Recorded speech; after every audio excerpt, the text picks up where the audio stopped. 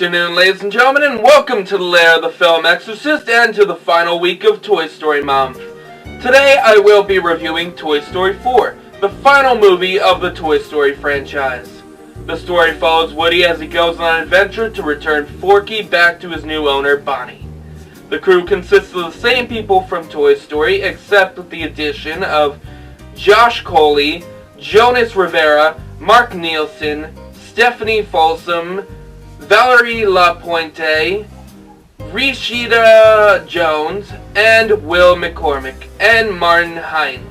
And if you want to know the rest of the crew, please check out my review of the first and second Toy Story movies. And this time we have both new and old friends added to the Toy Story family. Forky, who is voiced by Tony Hale, Bo Peep, who is voiced by Annie Potts, Ducky, who is voiced by Keegan-Michael Key, Bunny, who is voiced by Jordan Peele, and Gabby, who is voiced by Christina Hendricks. Now on to my opinion. This year we received the sequel that we didn't really know we wanted or needed. Its animation is a lot similar to Toy Story 3's to the point that it has the same texture used for most of the toys. Really the only major differences are the look of Bo Peep from the first two movies, and the major distances taken to show the antique shop and carnival. Now this time, the story follows Woody as he experiences what it's like to be a new parent, and when it's time to let go of the past. Now, first off, I love Bo's new modern look more than I did her old shepherd's gown.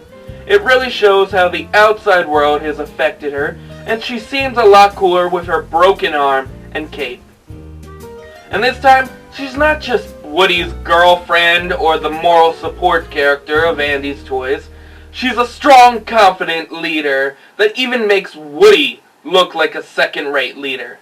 Now secondly, I love every scene that involves Key and Peele's Ducky and Bunny, our comedy duo of the movie.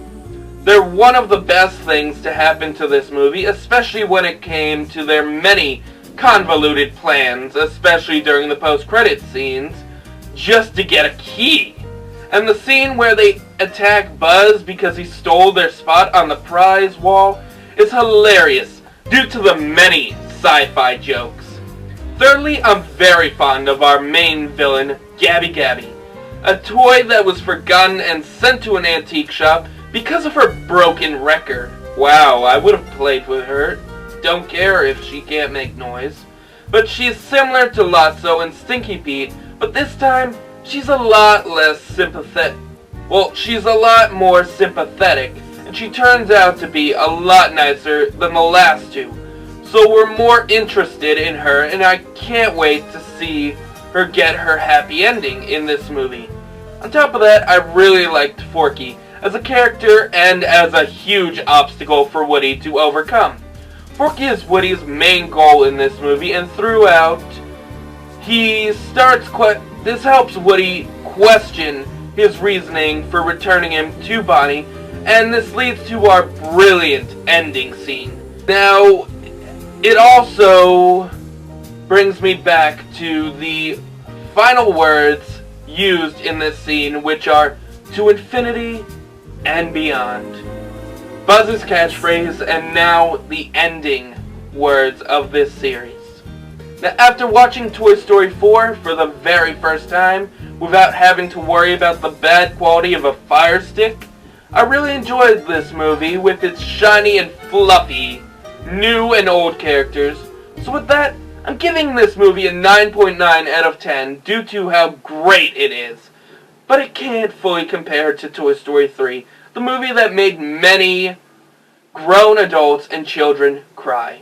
So next week we will be reviewing the very first Frozen movie, and to be frank, I don't really know how I feel about this movie yet.